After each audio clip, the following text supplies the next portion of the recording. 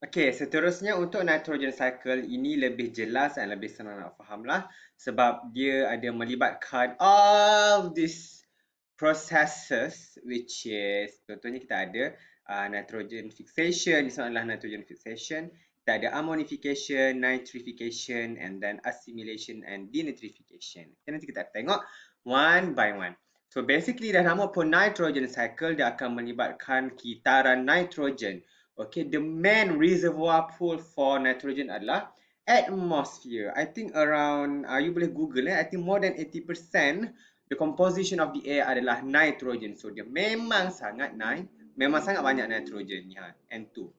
Cycling pools dia adalah plants, animal, bacteria and fungi. Kalau dah nama pun cycling pools dia akan melibatkan biotic components which is organisms lah. The processes involving in nitrogen cycle including the first thing is nitrogen fixation, the second one adalah nitrification, then ammonification, assimilation dan denitrification. So basically nitrogen fixation adalah cerita dia sekarang animal organism memerlukan nitrogen.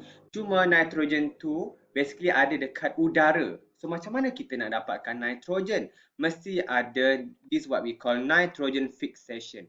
Bila kata fixation means kita tukar daripada bentuk gas kepada bentuk chemical. Itu adalah nitrogen fixation. Sama juga macam carbon cycle. Carbon fixation is basically happens in photosynthesis. Daripada carbon dioxide, now kita nak become glucose. So that's why lah the process of carbon fixation ada dalam photosynthesis. And kita dah bincang dekat secara roughly dekat carbon cycle sebentar tadi. Kemudian cumanya nanti bila nitrogen fixation tadi dah become chemical of nitrogen, tak semua nitrogen yang dihasilkan itu, the chemical itu adalah boleh diserap oleh organism. Contohnya adalah pokok ini. Okay, untuk penyerapan, the proses penyerapan incorporation of nitrogenic compound into an organism kita panggil assimilation. Okay, kita assimilate. Nanti kita akan tengok one by one lah. And then the rest nanti kita akan talk more about it later. Dan dia akan melibatkan 4 types of bacteria, which is the decomposer, denitrifying bacteria, nitrifying bacteria and nitrogen fixing bacteria. The first thing is akan melibatkan nitrogen fixation. Okay, now kita back to the story. Daripada atmospheric nitrogen yang banyak sangat nitrogen, macam mana kita nak bawa masuk ke dalam kehidupan, contohnya dalam plant, how do we assimilate nitrogen? Kita kena ada nitrogen fixation. Okay, tepi ni adalah keywords untuk all the compound yang kita akan jumpa. NH3 adalah ammonia, NO3 adalah nitrate, NO2 adalah nitrite. Okay.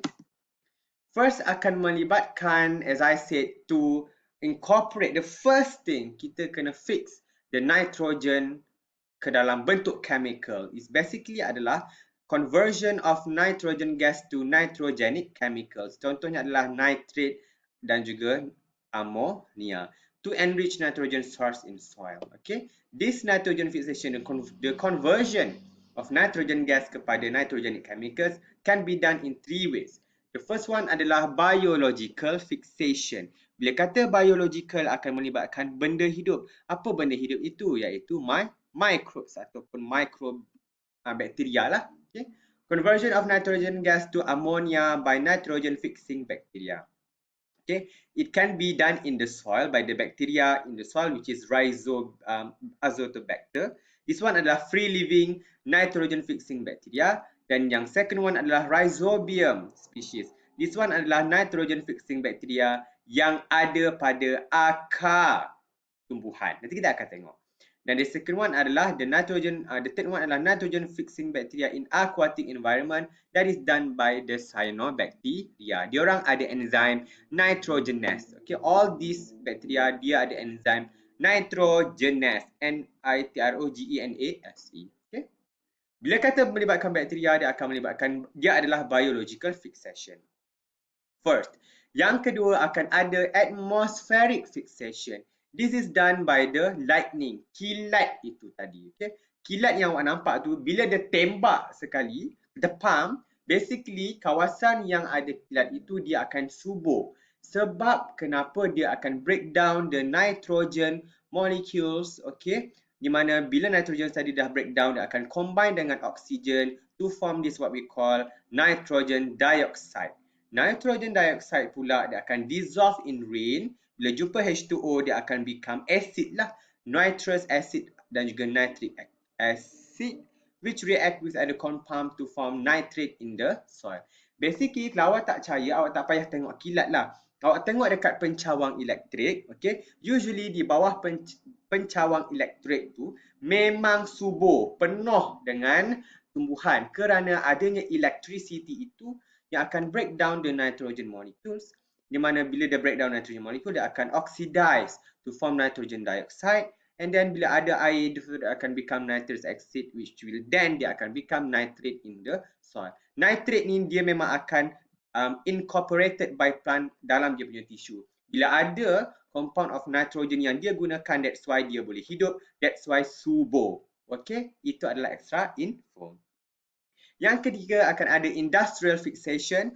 This is done by industry oleh kilang through Haber process kita panggil. Haber boleh, Haber process pun you boleh panggil. I panggil Haber process. Di mana production of ammonia daripada nitrogen. Memang dekat kilang tadi dia akan terus convert nitrogen ni kepada ammonia untuk digunakan sebagai fertilizer. Itu adalah industrial fixation. Untuk yang biological fixation, saya nak tunjuk satu gambar. Ini adalah kita panggil root nodules. Okay, I dah kata sekiranya rhizobium tadi dia akan fix nitrogen dekat akar of the plant. Okay, this is adalah plant yang kita panggil legumes.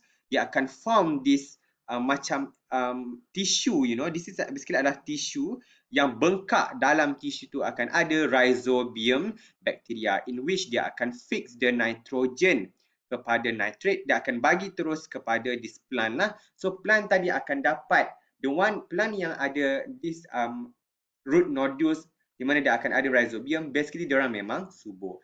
Cuma bila bakteria tadi bagi let's say nitrate kepada this plant, plant pula akan bagi glucose kepada the bakteria lah. Itu adalah symbiosis. Okay, ini adalah yang dikatakan root nodules found in root plants, primarily legumes, form a symbiosis with nitrogen fixing bacteria. Bakteria akan bagi nitrogenic compound kepada plant, plant akan bagi glucose kepada bakteria. Symbiosis. Okay? Dan inilah yang dikatakan nitrogen fixation by biological fixation that is done by microbes. Dalam bengkakan ini, dalam this structure ada the rhizobium which is a microbe lah. That's why adalah biological fixation. Another one kita ada azotobacter. Azotobacter ni dia akan present freely dalam soil. Okay, dia ada kat sini. The one yang ada dekat nodule tu adalah rhizobium. Jangan confuse. Okay, azotobacter live freely in the soil. Rhizobium akan form root nodules in the plant lah. But similarity, both dua ni akan fix nitrogen kepada nitrogenic compound lah yang akan digunakan oleh bakteria. Oleh plant. Okay. Ini yang dikatakan nitrogen fixation sekiranya melibatkan fixation by bacteria in the soil. Ini adalah azotobacter. Dan sekiranya melibatkan fixation by bacteria in the plant roots, itu adalah biological fixation. Both akan convert kepada chemical nitrogens yang akan digunakan oleh plant. Alright? Dan sekiranya melibatkan lightning, bila kata lightning means daripada atmosphere, dia adalah atmospheric fixation. Directly convert kepada chemical nitrogen. Dan sekiranya ada kilang dekat sini untuk produce fertilizer, this industry dia akan convert nitrogen in the air kepada ammonia to be used as fertilizer. Okay, itu adalah chemical nitrogens, itu adalah industrial fixation. Okay? Itu adalah the first process nitrogen fixation. Bila kita tukar the gases dari kepada compound, now kita akan dapat nitrates. Okay? Selain daripada itu, akan adalah another inorganic compounds yang kita panggil ammonia. Ini adalah process of ammonification. Ia adalah proses in which organic nitrogen compounds dia akan ditukar kepada ammonia dan juga ammonium ion. Okay? Conversion of organic nitrogen compound to ammonia and juga ammonium. Decomposer. Pada masa yang sama akan ada decomposition, dia akan pecah the nitrogen compound dalam plant punya DNA, plant punya cells, plant punya amino acids kepada ammonia dan juga ammonium. Itu adalah ammonification that is done through decomposition.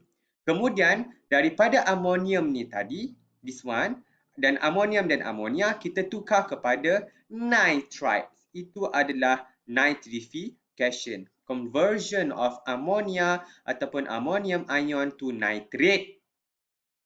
Itu pada nitrate ions. Itu adalah nitrification. Dia akan melibatkan dua proses. Sebelum ada proses nitrate, dia akan become nitrites dulu. So, sorry saya tak tambah kat sini. Dia akan dilakukan oleh bakteria iaitu nitrifying bacteria. Ada dua jenis iaitu Nitrosomonas, convert ammonium kepada nitrites. Kemudian nitrites tadi dia akan digunakan oleh Nitrobacter to convert nitrites kepada nitrates. Basically akan ada dua proses daripada ammonium ion dan juga ammonia. This one sama. Back become nitrites dulu baru become nitrates. Ini adalah nitrification. Cuma untuk ammonium kepada nitrite, this is done by Nitrosomonas. Daripada nitrites to become nitrate, it is done by Nitrobacter.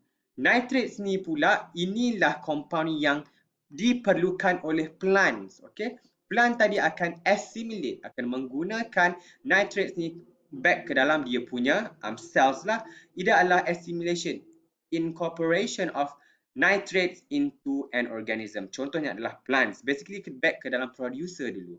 Nitrate ion tadi and ammonium ion tadi can both be used, absorbed by the roots of the plant and used to make organic compounds. Contohnya plant proteins dan juga plant DNA. Sangat penting nitrogen tu, sangat important for the production of the nitrogenic base. Awak ingatkan DNA, bases yang CGTA tu semua memerlukan nitrogen. Dari mana datangnya nitrogen tadi? Datangnya daripada nitrate yang di dalam tanah tadi.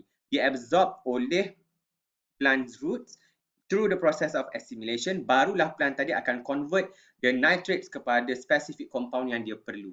Contohnya adalah the bases of the DNA. Itu adalah assimilation. Okay? Cuma juga some of the nitrates tadi dia akan directly converted back kepada in the form of nitrogen gas, atmospheric nitrogen, through this process what we call denitrification, conversion of nitrate kepada nitrogen gas. This is done by Pseudomonas species lah, which is a denitrifying bacteria. Some of the nitrates tadi dia akan assimilate into plant, akan become DNA dan sebagainya. Some of it akan convert back kepada atmospheric nitrogen through the process of denitrification. Cuma bila je plant tadi dia dah assimilate, bila plant mati dia akan undergo decomposition. Bila decomposition basically habis je plant mati ataupun animal mati, dia akan decompose. Decompose tadi dia akan release back. Dia akan release balik all the DNA tadi, dia akan dipecahkan, diuraikan, okay, through the process of ammonification. Daripada nitrate, daripada DNA tadi dia akan decompose, di-release balik ammonia dan juga ammonium ion back into the soil through the process of ammonification. Okay? Tak kisahlah plant ni bila dia dah assimilate and then plant tadi dimakan oleh arnab, basically arnab tadi pun dia akan makan the plants. So basically arnab tadi pun akan assimilate the nitrogenic compounds into itself. Dia pula akan dapat nitrogen, dia akan produce protein, dia akan produce DNA. So dia sendiri akan undergo assimilation. Cuma bila dua-dua ni mati, dua-dua ni akan decompose. Bila decomposition akan melibatkan proses ammonification. Sebab adanya penguraian, dia akan release back all the protein semua tadi, dia akan diuraikan kepada ammonium through the process of ammonification, and the whole process akan continue back. Okay, itu yang dikatakan nitrogen cycle. Alright. Ini adalah ammonification daripada, as I said tadi, bila daripada ammonium ion dia akan become nitrites, and nitrates itu adalah nitrification, and then nitrates tu dia akan assimilate. Itu adalah assimilation. Alright. And then some of it akan become nitrogenic, atmospheric nitrogen. Itu adalah denitrification. Denitri. D itu means dia akan pecah. Okay. Itu sahaja untuk nitrogen cycle. So your tugasan sila buat your own mind map on this. Nanti saya akan collect lah. Okay, sebelum saya release saya punya nitrogen cycle punya mind map. Okay. Thank you class, kita akan teruskan dengan phosphorus cycle.